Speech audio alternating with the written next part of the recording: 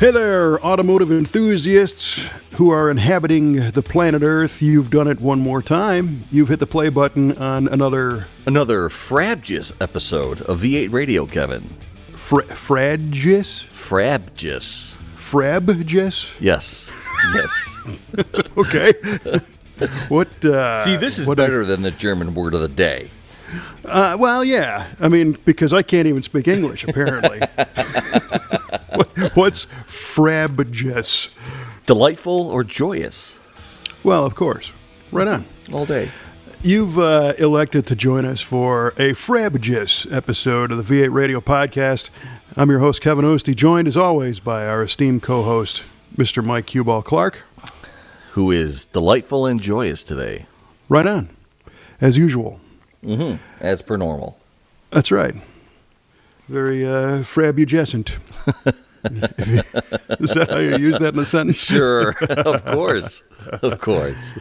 Well, you got to bear with me. I'm struggling through the tail end of a cold, I believe. So hopefully I can get through this okay. But as our regular listener knows, this particular show is generally skewed around automotive topics, and we start off every episode with an automotive trivia question. Just get the juices flowing. That's it. Get the old noodle stretched, if you will. All right. Here we go. All right, Kev. What aerodynamic technology is shared between the 5th Gen Z28 Camaro and HD Silverado trucks? What aerodynamic technology Yes. is shared between the 5th Gen Camaro and Chevrolet Silverado trucks? Mm-hmm. Did you say 1500? I didn't specify. I said HD, so probably 2500. Okay. All right. What aerodynamic technology? Well, that's an interesting one. Because we, as you may remember, we own an HD Chevrolet truck. Is that right? Diesel powered. Mm-hmm. And it's not very aerodynamic. No. So it needs all the help it can get. Well, interestingly, when you look at these things from the side profile, they look like they have, a whole foot of wheel travel because the wheel arches are open very high. They are. But I think that's kind of a styling thing. It clearly does not have that much travel. Oh, is that right? Yeah, I think they're trying to make them look a little more off-road capable than they are. I gotcha. And I did notice on our 17 model that there's a pretty neat air dam in the front that actually brings the nose of that truck fairly low for being a four-wheel drive, full-size and a half vehicle. Nice. So, the 5th Gen Camaro, so we're on the 6th Gen right now. That's correct. And there's not a whole lot in common. There's more than one right answer, I'm going to say. Oh. Well, for as sure. long as the right answer you give is the one I have written down. Well, then,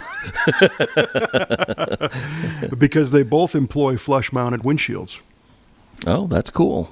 Which is, and here's a term for the older guys, and composite headlamps. Oh, nifty. Remember that? Once the old bulbs went away. Right. Yep. Yeah.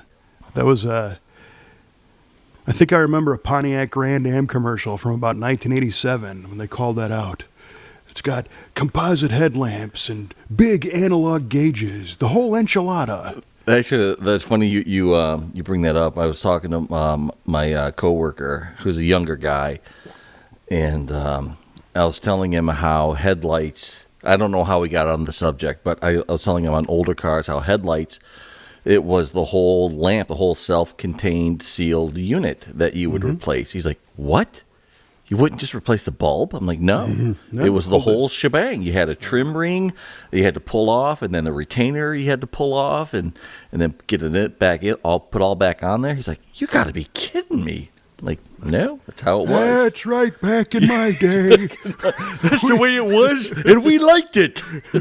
We had to get out a thing called a screwdriver. Yep. And it came out with these foreign ones called Torx. And that's when it all ended for me.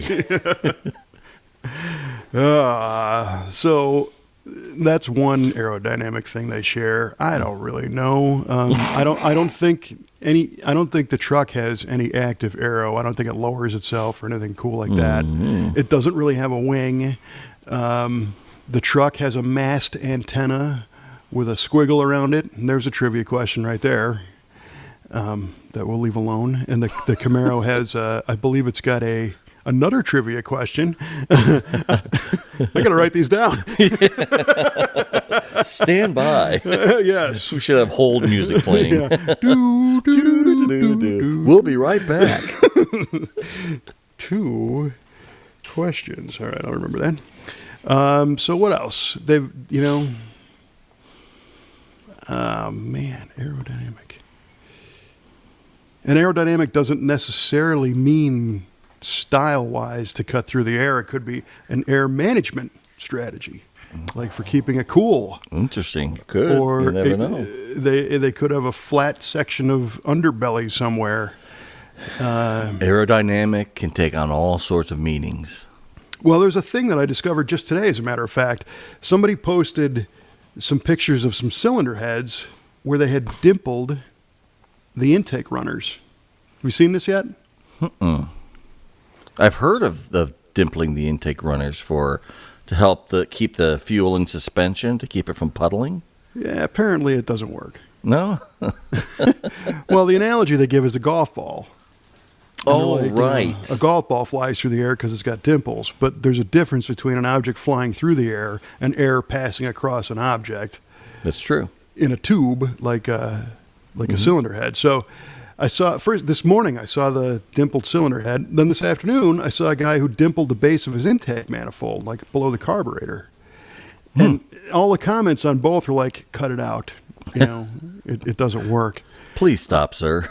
Right. But it reminds me of the Lexus, I think, was the first one to do it, to dimple the bottom of the pan of the car. Oh. So the whole thing has got dimples in it. To reduce noise and turbulence under the car. And again, that's an object passing through the air, and it's an outside surface and not an internal. So I don't think the Silverado and the Camaro share those. This is a good question, man. I don't know what the heck you're even talking about here. What aerodynamic? And this is going to be a silly one, too, I bet. Well, I'll tell you what. This question brought to you by one Trevelyan Spence. Yeah. Go figure. This is his way of passively aggressively getting at me somehow. I've been sitting on this question for a while. Yeah, well.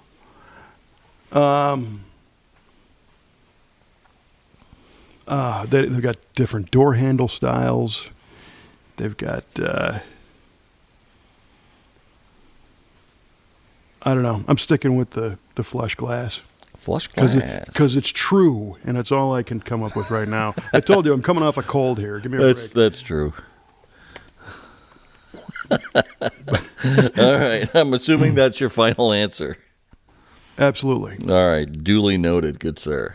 But I did come up with 2 other trivia questions out of that, so that's good. Can't wait for that. Yeah.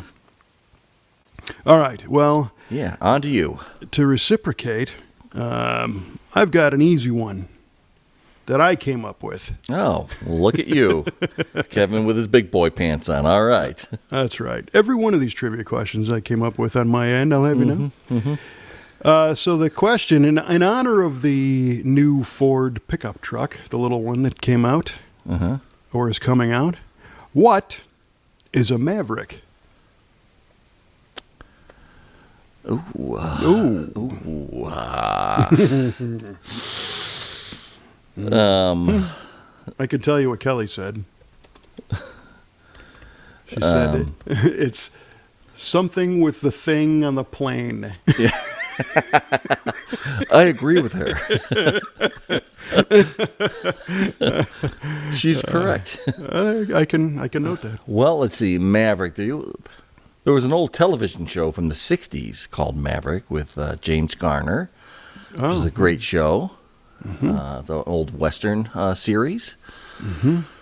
Of course, there's Maverick, who was our main character in Top Gun. I think that was the thing with the plane. She was Yeah, I think she was. Yeah, that's what she was referring to. Yep. But a Maverick, I believe, is a type of horse. But how it plays into what exact type of horse it is, I'm not sure. But I know it has to do with equines. I know you have an aversion to horses with the damage on your car. Yeah, well, I get a little twitchy, but that's okay. That happened before I took ownership of it. But the equine damage stank is still It's still thick in the air. still there. Mm-hmm. Okay. Well, so is that your final answer? Yeah, it is Some my type of final horse? answer. All right. All right. Duly noted. Dig it. All right. Well, thank goodness that's over with. Oh, man. Yeah, I didn't expect that one to beat you up so badly. I apologize. No, A bit. Yeah, that's okay. It's okay. I stopped taking the cough syrup a couple days ago, but I'm not sure it's all out of my system yet. Gotcha. Because that was some serious stuff. Nice. Yeah, for real. Really? Well, it's too bad, man. It's no fun getting sick. No, it's all on the mend. Good. It was a big weekend. We were out at the PRI show. That's right. Out in Indianapolis. Yeah, and it was a great event. Yeah, I missed it this year. You asked me to come, but I wasn't able to make it this year, and I'm kind of bummed. I went the one year. I got to see it for the day when we were doing some technical directing for you for some of your some interviews and videos. But I was looking forward to it. But it was my daughter's birthday weekend, so priorities. So. And you welcomed another animal into the Clarke stable. Two more. Two. That's right. Two animals. Yeah. Yeah. We lost one of our cats, and we had two to begin with, and our surviving kitty was a little lonely, and he didn't know what to do with himself. So sure. We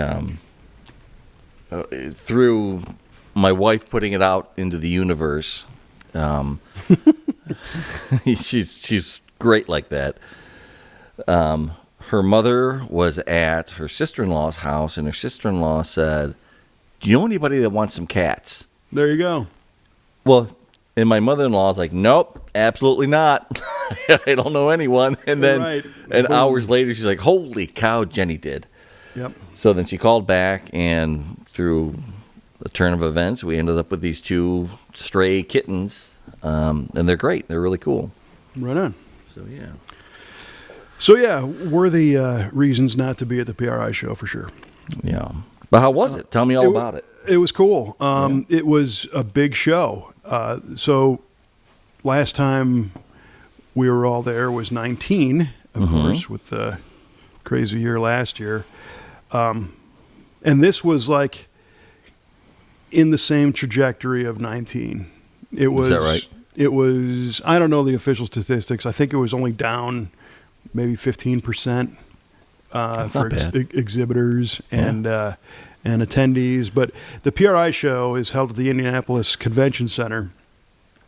And one of the interesting things about that facility is in 19, for example, the show took up both the main halls, part of Lucas Oil Stadium, and then kind of in the halls, there are like conference room areas and little ballrooms and stuff, and it's spilled over into all of those.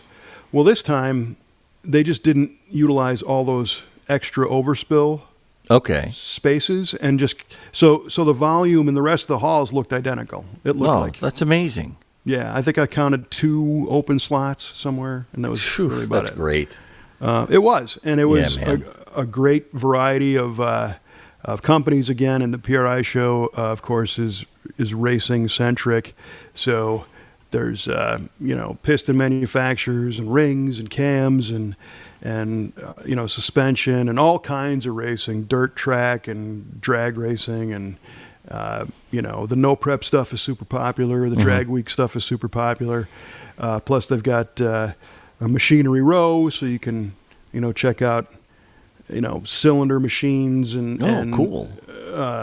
tumblers and CNC plasma tables and laser cutters and tubing benders and Wow. everything you need to build a race car. In fact, you could probably build a race car from scratch in that building. That would be, you know what? They should probably do that next year. That would there be you go. great. That would be great. I'll call Dr. Jamie Meyer, who's president, and drop that one on him. Dig it. I mean, there's welders, everything you need. And a few years ago, Freiberger and Finnegan, I believe, they had remember the old Crusher Camaro, Yeah. the yellow 67? Mm-hmm. They brought that to the PRI show as a big block, and it left as an LS. They did an LS Oh, swap. no kidding. Yeah, over the course of the 3-day show. But it was funny. I left on the last day, which is Saturday, and those guys were still spinning wrenches on that thing. Wow. Late into the night. But No kidding. they got it and they drove it. So to one up that, we'll just start with some raw materials on the floor. Yes. Somebody had a chassis jig and a setup table, and every great race car builder in the world is there. It could just be a community thing. Yes. Yes. Everybody has their expertise. That's it. I mean, it would take some planning, but that could happen. That would be Yeah. really neat. Yeah, that would. I mean, Steve Watt was there from Maxwell Engineering, one of the premier race car chassis builders of any type. And to really do it up, somebody could build the engine too. Totally. You could have different shifts. You could run 3 shifts. You run 24 hours. Have different shifts come in, first shift, second shift, third shift. Yeah. With instructions of what to do, and that could totally happen. And at the end, it could be it could be all volunteers, and it could be a fundraiser or something. Oh yes, even better. Yeah. All right, we're doing this. That's it, folks. This is happening next year at PRI. Stay tuned. Oh man! Wow. You got the juice. You can make it happen. Yeah, right. I think everybody learned their lesson with doing overhauling at SEMA. Oh right, And this would be far deeper than that. way deeper. But I think it'd be pretty cool to not be doing it for, the gimmick of the show gag. It would just be, Yes. let's burn a car together, man. Could be some kind of dirt track thing that doesn't need, that'd be cool. All right. We'll get right on that. Please do. We'll be checking back with you regularly on your progress, sir. 360 days. That's right. You can put that together by then. It'd be fantastic. I'm going to need a little help from my friends, I think, on that one. Oh, yeah. Well, you have plenty of them. Yeah. No more getting cats next year. 'Cause Nope. You're going to have to be there. It's all right. I will be there for that. This is our baby now. This is our baby. This is our cat, Kevin. This is our cat. Yeah, let's hope it has 9 lives. Yeah, that's right. It's gonna. And it doesn't crap the box.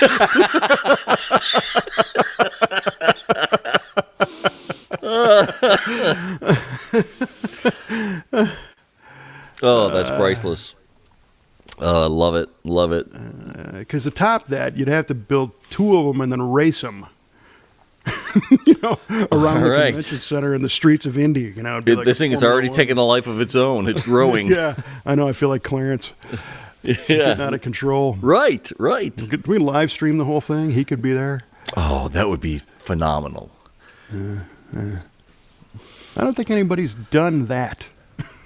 Well, Completely built built, yeah. not assembled.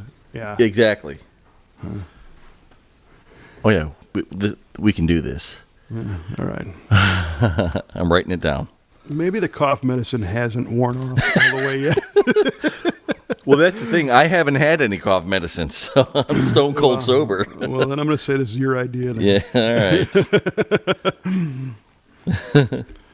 So, besides that little tangent, the rest of the show was really good. People were positive. Again, very much like the SEMA show. The feel was good. Everybody was doing business and making contacts, and a lot of racers were there.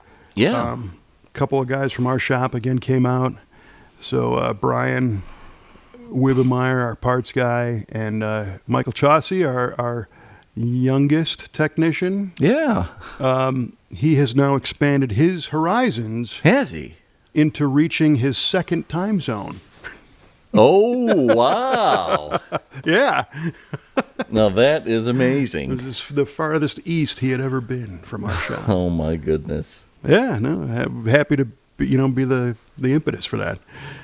Yeah, and, man. Caleb Stryker, who is not only a tech but is a dirt track racer. Yes. That him and his brother and we actually sponsor those guys. So he was checking out stuff, and those guys had a good time too. So it was cool. Very nice.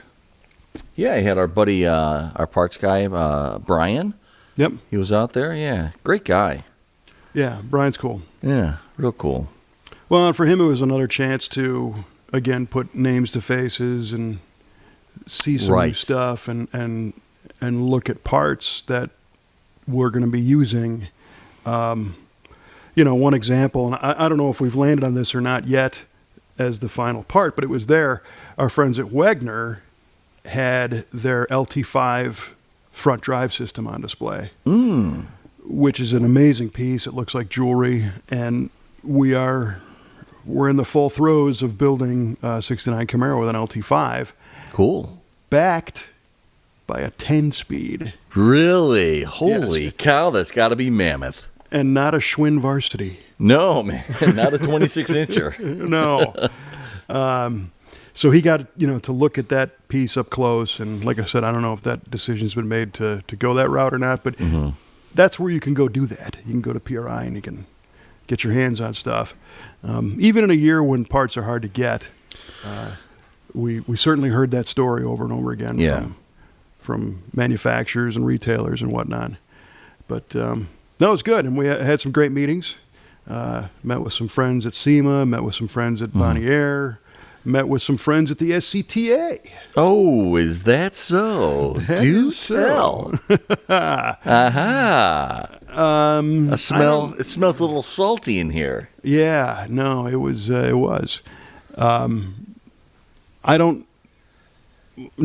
I would rather chat about this if we make it happen, but there's an idea to help promote those guys. Cool. Okay. Which would be great. And we'll keep that close to our chest until it becomes real. Yeah, for sure. Good deal, man. So those were things that I wanted to accomplish and did like right away on Thursday afternoon and Friday morning. And then I started to feel a little sick, so we didn't even attend the show on Saturday. Oh, no. Out of the 3 days and headed back, which, again, I felt we had a win with the people we wanted to see, and it was really cool. It was a good show. So hopefully next year is going to be, and that's another one. I know the show organizers want it to be big to attract exhibitors and people. I don't really care. I like it. Everything I needed was there, man. It's fine. Right, man. Now, does PRI do they hold seminars similar to what SEMA does? Is that right? That's the one thing I missed out on because Kelly and I were stomping the floor. The first day we made it through about 30% of the show. Cool. And then the second day we finished it off in lieu of attending the seminars. But they had some really good ones. Your buddy Kyle Fickler hosted one on performance lubricants. Is that right? Yeah, and there was everything from some social media how-tos. There was one called WTF is Content. Nice. And under the current leadership of Dr. Jamie Meyer and Jim Lau and the marketing guy, John Shaquille, and the editor of the PRI magazine, Dan Sector, those guys fully understand the importance of getting the word out, doing as much media as possible. They're trying to help all these companies maximize their exposure, so that's why they were doing those kind of things. Nice, man. And there was a bunch of other management type seminars, and it was cool. A lot of different things to see and do. Again, I didn't get a chance to do all of them or any of those because I was too busy walking the floor, and then I got a little under the weather for Saturday. But next year I plan on. Were you doing any interviews or taking any video while you were out there? You know, I didn't. I was purely spectating. Cool. And awesome. Yeah, it was interesting. It was a little different, but it was great. Saw your buddy Ed Tilrock. Talked to him for a while. Oh man, he's the best. Yeah, love my friend Ed Tilrock. Yeah, and he was killing it. He was selling a lot of his works. Phenomenal, which was great. So yeah, I recommend going.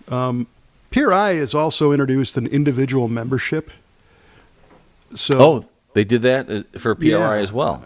Yeah, so SEMA did it, and now PRI did it. So if you're not in the industry, you can join, and it gets you access to the show. So I mean, it makes sense. I mean, as PRI is owned by the SEMA organization, it makes sense that they would extend that same type of thing out there. Yes, and the whole purpose is to expand the footprint and the reach and the number of voices that can come together to stand up for our race cars. And one thing they did have that I missed was a Save Our Race Cars rally. Oh, yeah? Yeah, it would have been cool. But unfortunately, again, I was too absorbed doing other stuff. Yeah. And then they had the annual NMCA banquet there. Oh, cool. And it was hosted by Brian Loans. Oh, yeah? And you know, Loans is busy all week doing the NHRA stage because he's the NHRA announcer. And he shows up at the NMCA banquet in a red tuxedo jacket. Oh, all day. It was awesome. Love it. Love it. It was way cool. Was our buddy Nick Scavo out there? Nick was not there because Nick, believe it or not, has just moved from the Chicago area to the fine state of Tennessee. Is that right? I did not know that. He's been threatening it for years and finally did it. So just getting settled in a new house, him and his wife, and getting his appliance repair business off the ground. And oh, good for him. Right on. Good people of Tennessee. Yeah, right. So I think he's actually closer to us now. I don't know, maybe halfway to come visit, or we'll go down there and visit. Cool, him. man. But, yeah. So it was a great thing. Saw a lot of people and a lot of cool stuff. Yeah, man. Yeah, I'd like to. Maybe next year I can get out there. Well, when we do our race car build next year, I'll be out there for the full shebang, and we're gonna be hitting that. That's right. For sure. Whatever you say, cue ball. Yeah. You know what's scary is I almost already forgot about that. I mean, not completely, but right. We've moved on for a few minutes. We did move on a little bit, and you know, I'm trying to focus on the moment here. You know, and dedicate everything I've got to the current topic. Hey, come on, man! I'm not 100% here. Work with me. That's what I'm sticking to. You know, it's like what's his name from Clarke. I'm not even supposed to be here today. That's right. Oh man. So we very briefly touched on that LT5 10-speed. Oh right, yeah. And I know people, we've had this discussion, people kind of roll their eyes when they hear an LS or an LT. This is going to be something else. It sounds like it. Because the car came in with a fuel-injected big block and a 6-speed manual. Okay. A Detroit Speed 4-link, subframe connectors, stock front sub, bolt-on suspension pieces, and it was kind of beat. I don't know how well it ran because it seemed like the owner maybe just kind of moved it around for the past year or so. So it didn't feel like it got hot and was driven and blown up. Oh, okay. You know? It seemed like it was kind of coughing and sputtering a little bit. I don't think there's anything wrong with the engine, but it wasn't all there. And he wanted something like everybody, more refined, a little easier to drive, unique. So he contacted us about doing an LT5, and the LT5 is a direct injected supercharged 755 horsepower, 6.2 liter, LT that was found in the ZR1 Corvette, which was the C7 generation. So the car's done, and the engine's actually discontinued already.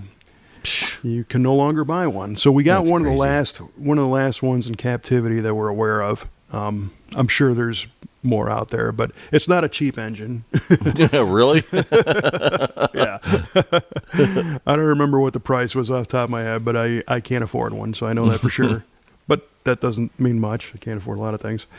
But the question became, what are we going to back this thing up with? Because it makes like 700 foot-pounds.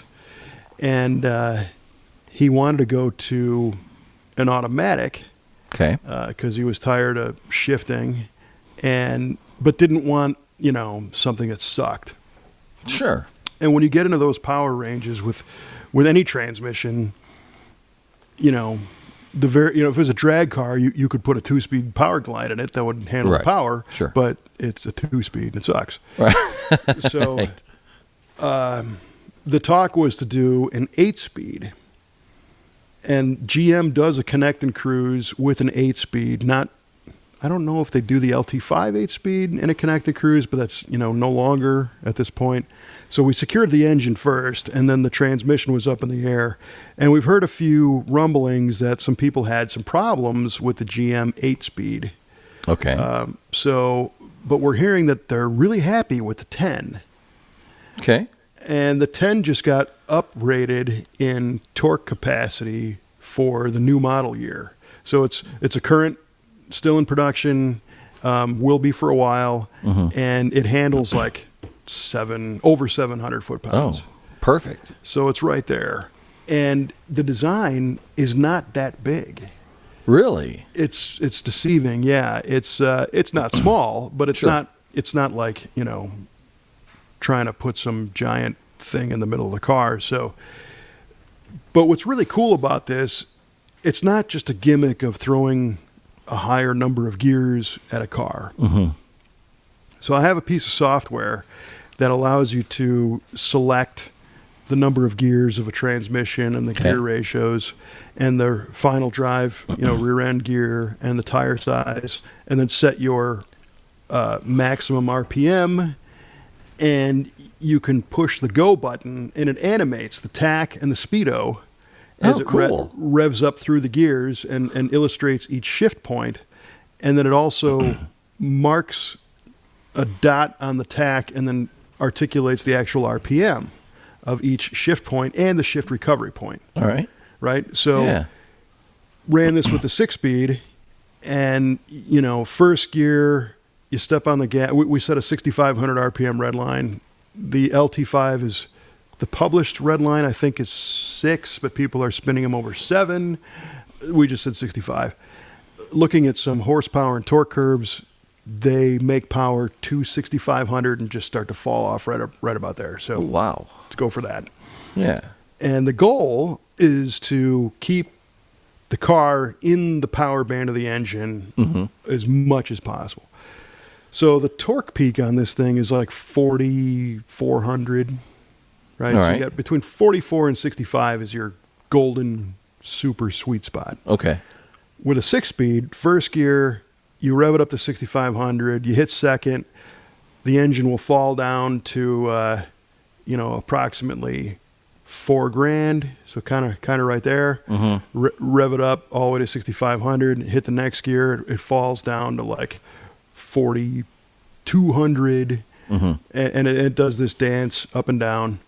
And what you're left with is a curve that has the peak of the 6,500, and then it drops to the recovery RPM, and then back up and back down. So you get this sawtooth looking Sure. curve. Right. And John Lingenfelter was famous for saying what you want to do is maximize that area under the curve between your RPM targets. So between the torque peak and the horsepower peak. So if you draw a couple of straight lines across, now you've got a section of your graph where those sawteeth are occurring, and you can see how much area is under that curve. When we overlay the 10-speed over the 6, Mm-hmm. it's got to be in that RPM range at least almost 30% more. Really? Because it spools up faster. Sure.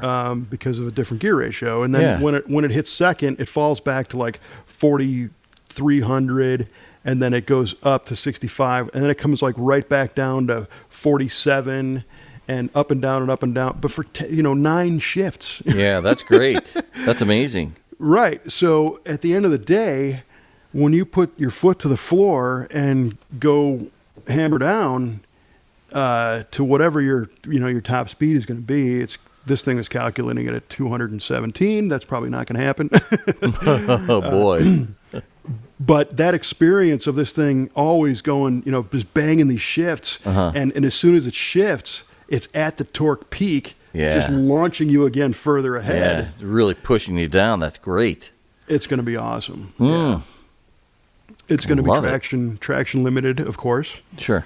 And one of the concerns was, does this GM transmission have is it nimble enough to bang that number of shifts out quickly? That quickly, sure. Right?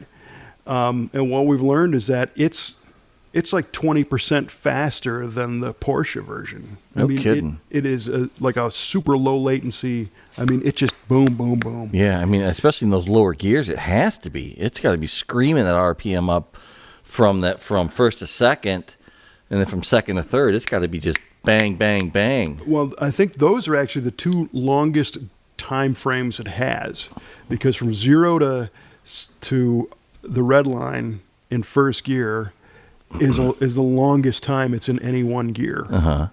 And then as soon as it starts shifting, you can envision an F1 car just like, yes, and it just, so it's going to be a really neat experience to drive this car. Oh, yes. 'Cause anytime you put your foot down, you're going to be in the total fat, sweet power of the engine. So yeah, that's just what you want. I love that you have that software that does that for you.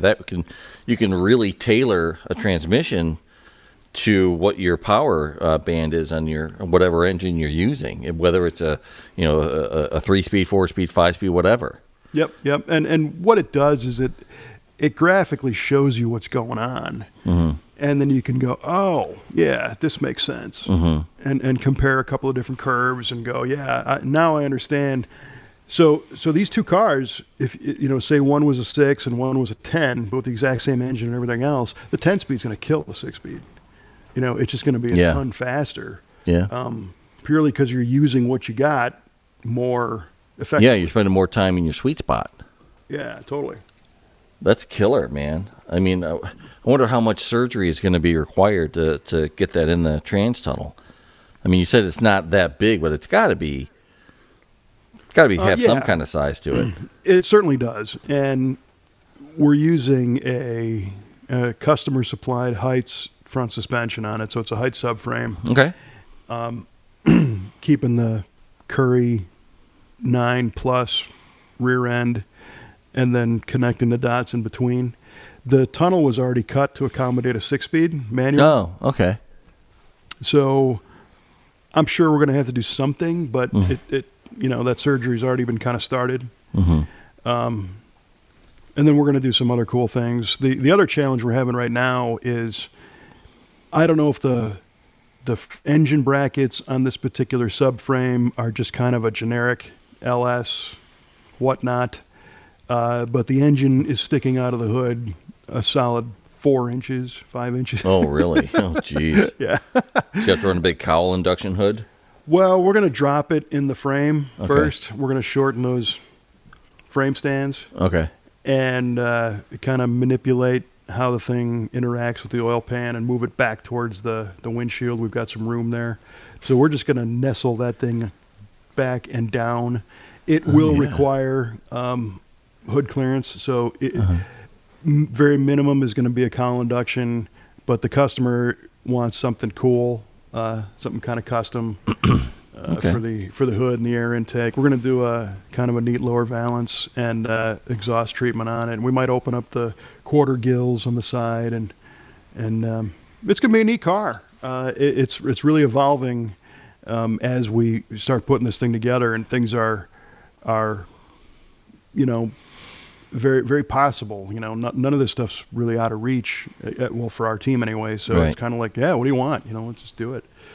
So you know these cars because you own these cars. That's right. That belongs on a picture somewhere. Yeah. You should make that happen too, man. Yeah, right on. That's easier than building a race car in a weekend. Right. But not impossible. No, right. So yeah, that's fun. It's a cool project that's moving along. The car came in on Forge Line wheels. I think we're gonna upsize the brakes over what it had, and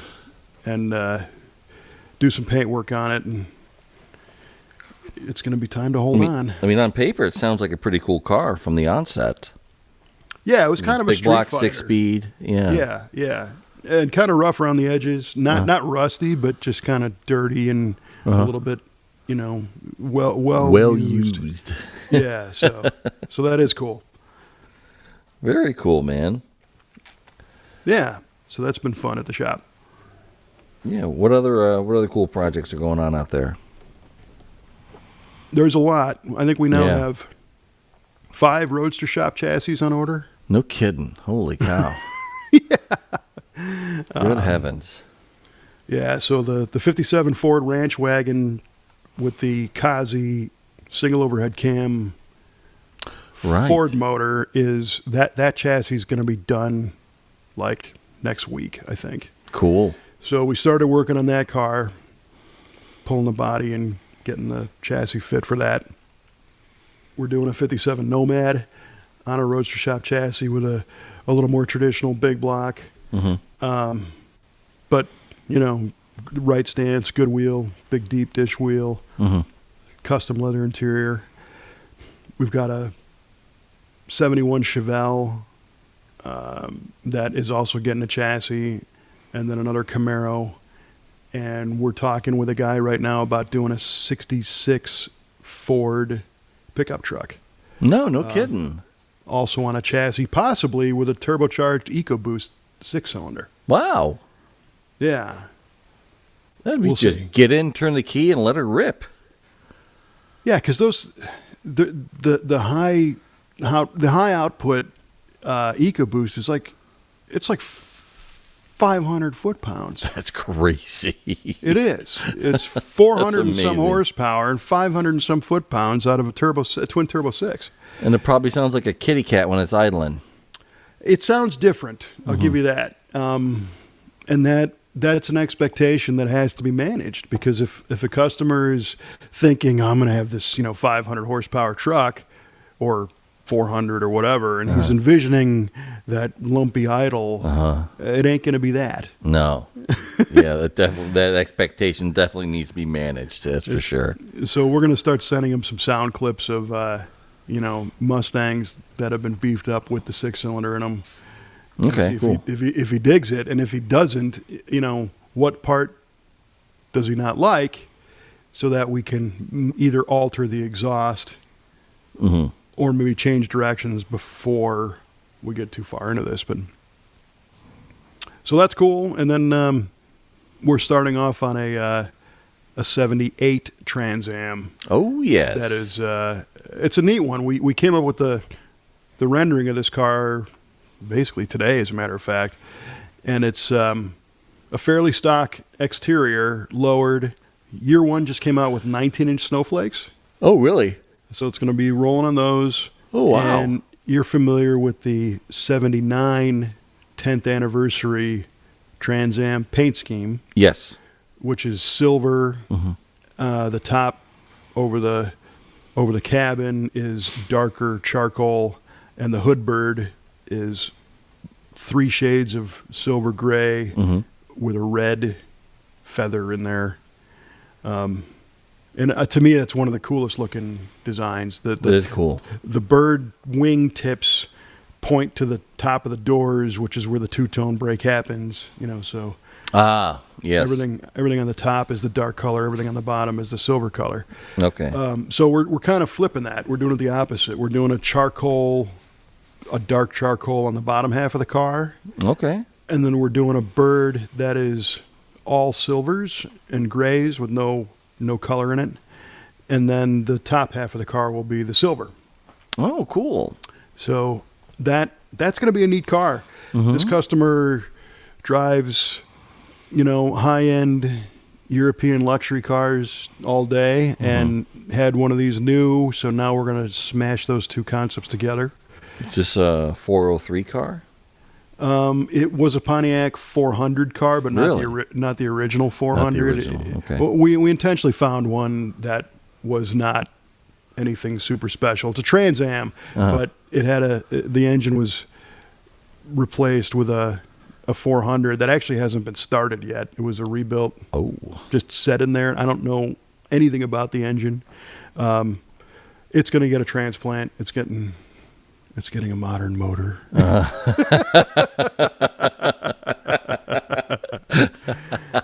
But I should have a cool 400 for sale if anybody's interested.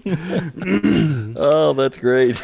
Love it. But that's what he wants. And so along those lines, right, this gentleman is not, he's not a wrench. He likes cars. He was a professional, so he's not a trained mechanic. So he doesn't want any hassles. And he's going to road trip this thing like from opposite corners of the country. Cool. So we are already designing in a service program into this car that is going to give him some resources if it ever needs anything. So the engine and transmission are warranted because they're going to be a new crate. So they're going to have either a 2 or 3 year warranty on them. So that's great. GM does a 2-year warranty on their LS crate, 24,000 mile deal. Okay. But we role played in the office, right? So your friend Trevor, trivia question, and I and Trivia Brian, question, Trevor. yeah, and Joe, our sales guy, were saying, okay, what happens? So this gentleman goes to a particular Chevrolet dealer that he likes in his hometown, but then he also wants to drive everywhere. So you are now a dealership technician or a service writer at a Chevy dealer. Okay. And a hopped up 78 Trans Am pulls up with an LS conversion, and the guy's got a problem. And you're looking at this car going, oh, man, really? Yeah, I don't know what has been done to this thing. Yeah, I don't know. I don't want to know. So to ease that encounter, we're creating a book that not only has the specs of the car, but all the warranty paperwork for GM. Okay, cool. And all that stuff, and also kind of a quick start guide of what this car has, when it was done, and our numbers.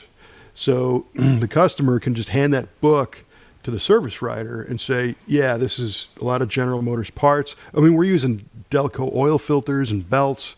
Perfect. So that everything he needs is going to be on the shelf at any dealer all across the country. And it will reduce the anxiety because the service manager will be able to go, oh, yeah, no, we can fix this. We got it. That's killer. It'll be pretty neat. Yeah. That's super helpful. Yeah, that's the idea. That's a great idea. You should have been doing that years ago. Well, we've been including a book, and we make a customized document that has like the oil recommendation and the filter number and the belt numbers and all the all of the consumable parts. They're all listed, but it's written towards the enthusiast owner, and it doesn't present the warranty info like front and center for the dealership mechanic, specifically for a dealer mechanic. Yeah, I gotcha. So that's great idea, man. Kind of where we're pitching that a little bit. Yeah, I like it. Yeah, I do too. I think it'll be cool, and I think if it gets out there, that might inspire other people to say, I'd feel more comfortable about having a car like that if that information was right there. Yes. Yeah. I mean Because- that works great with a crate motor and a crate transmission, like a whole combo kit like that. Yep. I mean, if you were to build an engine, like a vintage engine, it'd be a little more difficult, probably. Right. Yeah. Yeah. Well, it'd have to be kind of a spec car, to, like you're saying, to offer those warranties and again, the whole thing from the word go is being planned around dealer serviceability.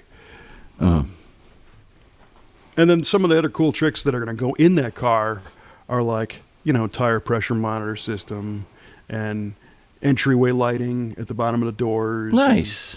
And, heated seats and, all that kind of stuff. Because he's used to all that. And when he takes his modern high-end car in for service, they just grab the book out of the glove box and scan it, or scan the VIN. It's there. So I'm trying to replicate that. That's killer, man. Nice work.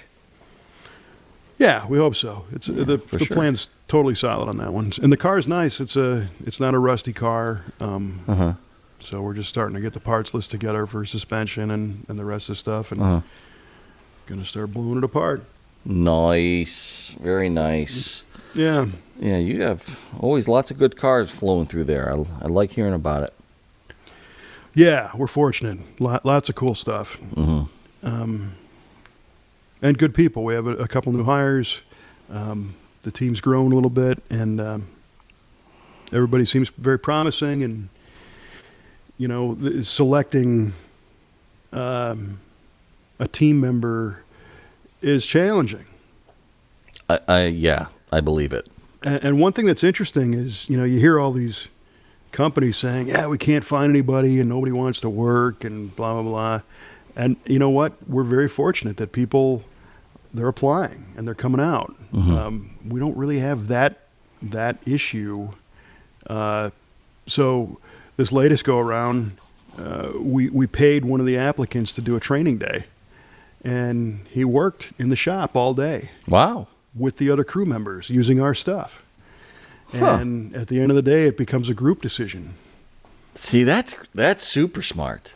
Because it's one thing for you to hire him. If he looks good on paper, he interviewed well, he tested well, but if he doesn't get along with the rest of the guys, or the rest of the crew, right, then that's a problem. Then he's not a great hire. For sure. So everybody gave their kind of stamp of approval, and we brought him in, and we'll see how it goes. Cool, man. And then that testing practice day, if you will, we got to see some of his skill sets, and those were all rock and roll. So see his strengths and his weaknesses, and really be able to work with him. Yeah. Solid. Yeah. So a lot of good stuff. We're finishing this year strong. So I'm very happy about that. Very nice. Very nice. Cool, man. So, end of the year strong. And basically all of this cool stuff that I'm talking about, I don't think any of it was my idea.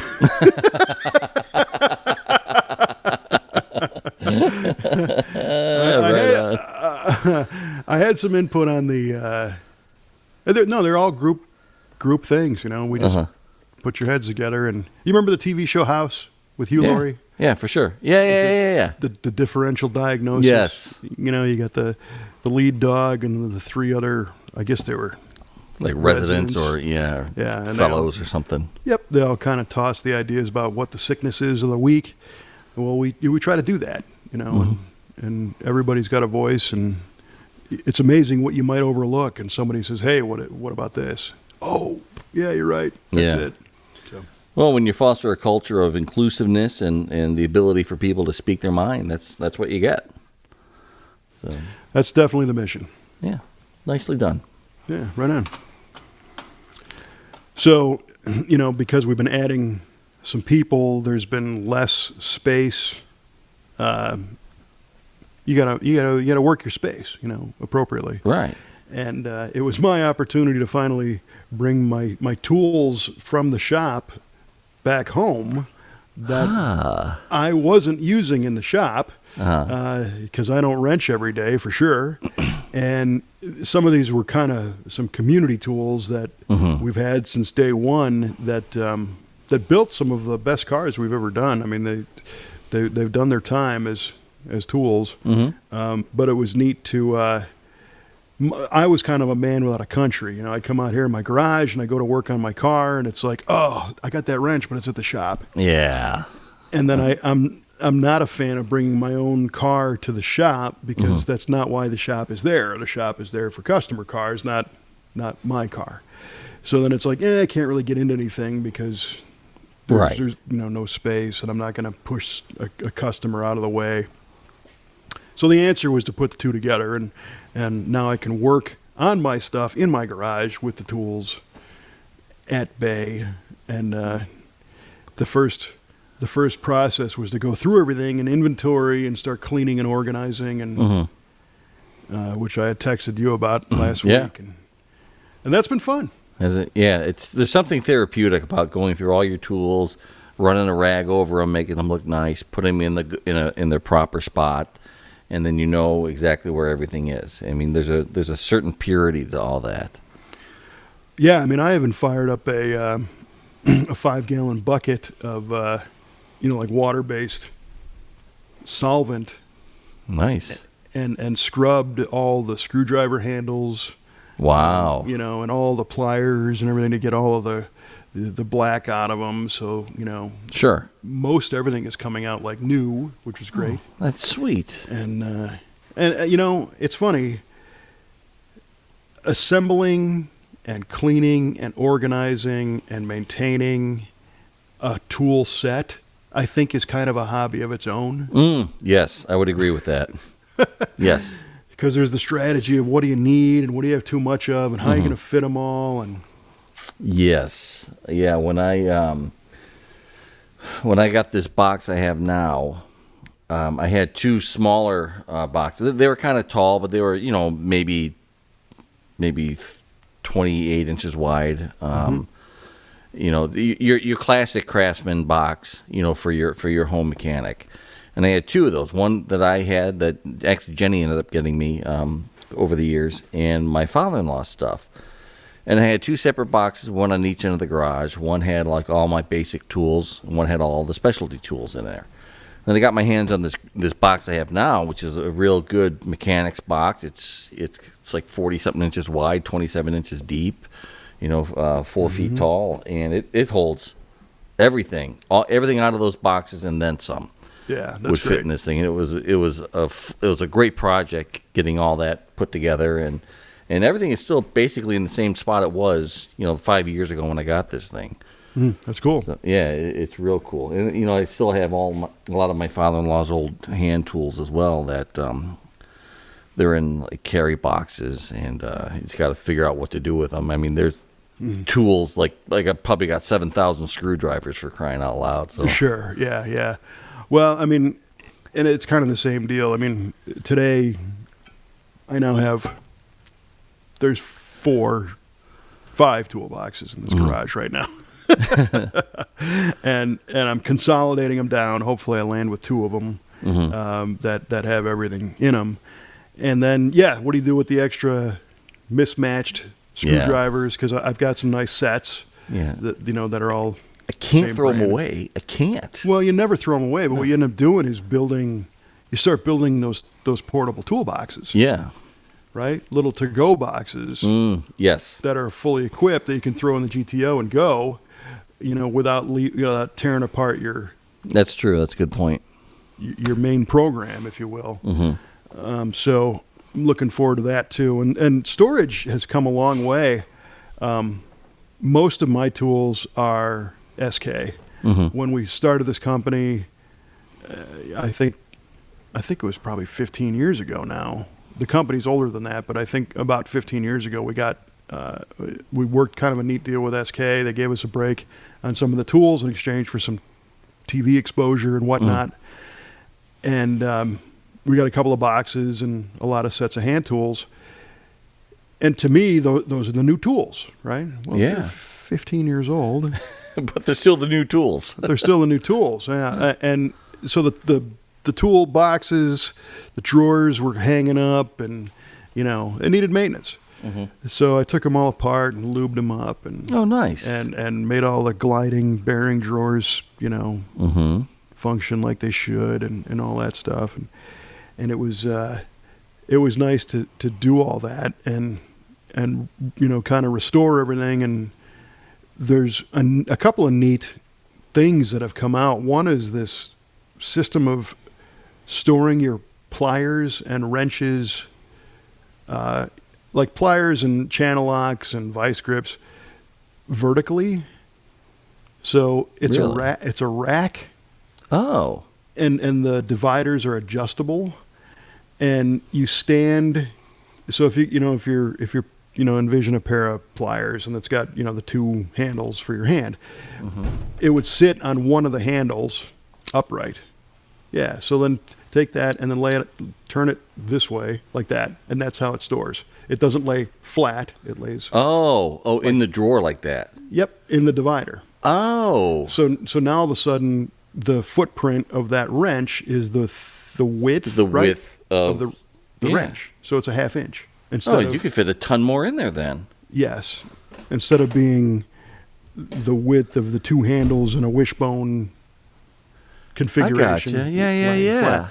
So a 15 rack little wrench thing takes up just over a foot. I can buy more pliers. Do you hear that, honey? Yeah, right. So and that one, I got those from Harbor Freight. Is that right? And they're cheap plastic. That's and, amazing. If you be nice to them, they won't disintegrate. And and there you go. Well, son of a gun. I'll be Yeah. darned. He just blew my mind. Well, there's also another one that works the same way for holding actual wrenches, box wrenches and combos, and Okay. steel wrenches. That was part of the SEMA Launchpad competition. And it's called the Wrench Gizmo, I believe. Wrench thingy. It's got a name like that.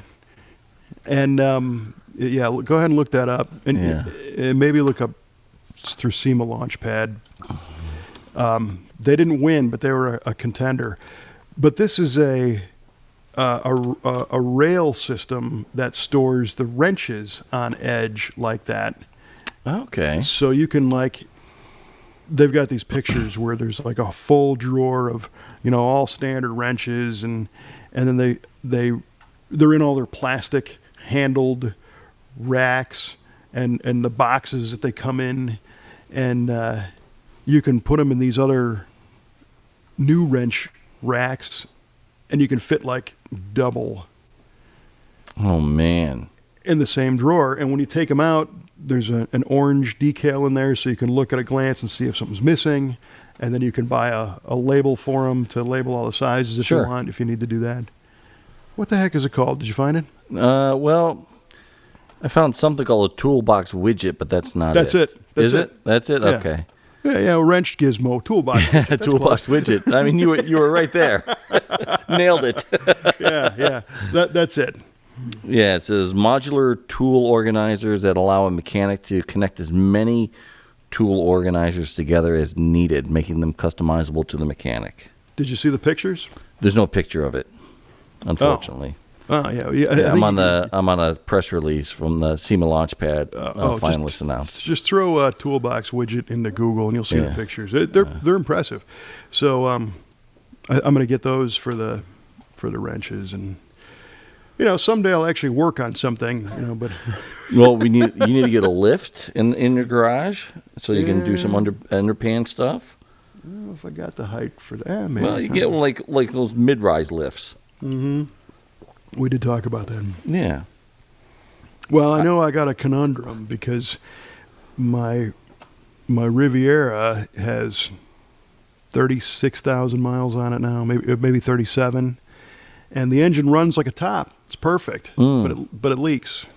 Oh, what's it leaking? The timing cover leaks oil. Okay. Rear main leaks.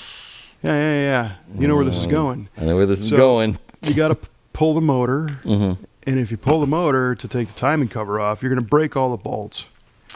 And it's an aluminum timing cover that houses the oil pump in these things, which means the oil pump gears have worn into the cover, which means you got to change the cover.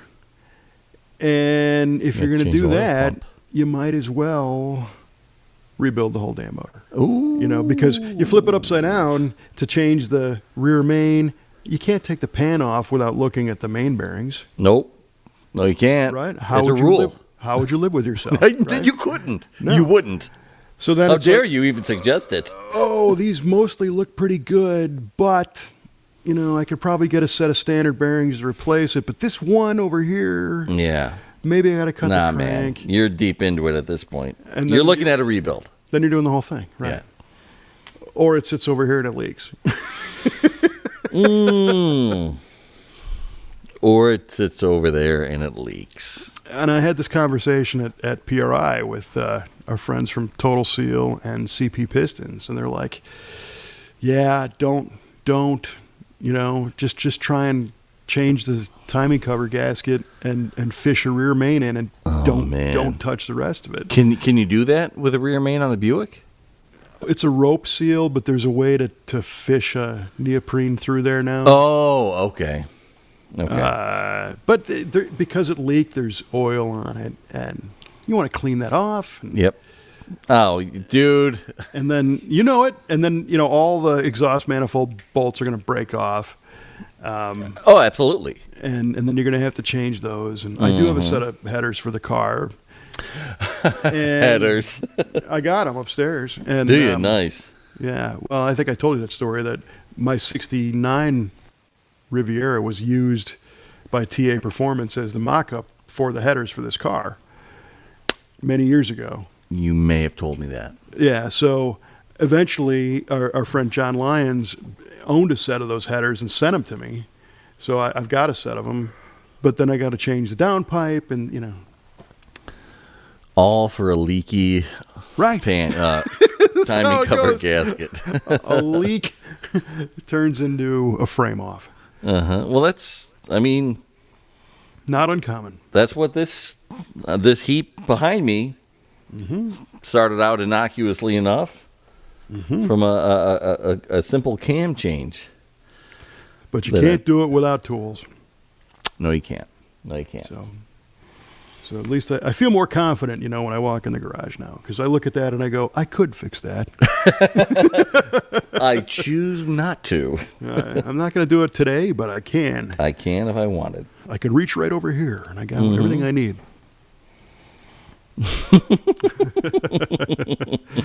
Oh, man. Oh, the lies we tell ourselves. Yeah, and speaking of lies, how about our trivia questions? Oh, man. Oh, yeah. All right. Here we go. Let's unleash the answers. All right. So, Kevin, I asked you what aerodynamic technology is shared between the 5th gen Z28 Camaro and the HD Silverado trucks. Did you say Z28 in specific, or did you say Camaro? I said Z28, 5th gen Z28 Camaro. Well, that gives the whole thing away. Does it? Go Yeah, okay. Kevin, you said flush glass, which is, you know, a nice gas, but not exactly what we're looking for. But it is true. For the record, I maintain, sir, it is true. Correct. But the answer we're going for, and Kevin, have you ever heard of the flow tie? Oh, is this the bow tie in the grill that's floating and it doesn't whistle? It has negative space in there to allow for better airflow. Yeah, that's a thing. The flow tie. Yeah. Yes. You danced all around it. You were starting to zero in on something when you said, well, it doesn't necessarily mean, better aerodynamics, so to speak. Yeah, for I'm like, oh, he's gonna get it. That dirty animal's well, gonna I get kept it. thinking around the grill and referring back to my own truck. I don't think it has one of those. It's a Okay. different grill. I don't know what to tell you, buddy. I think the bow tie is in the center bar. There's like a center grill bar, and I don't know that that performs that same function. But I'll have to look at it. Maybe your particular trim level does not employ the use of a flow tie. Could be. Could be. And maybe that's for the gas trucks and not the diesels or something. I don't know. Maybe. But you can beat up Trevor about it tomorrow. Say, what about this, Trevor? Yeah, Mr. Flow Tie.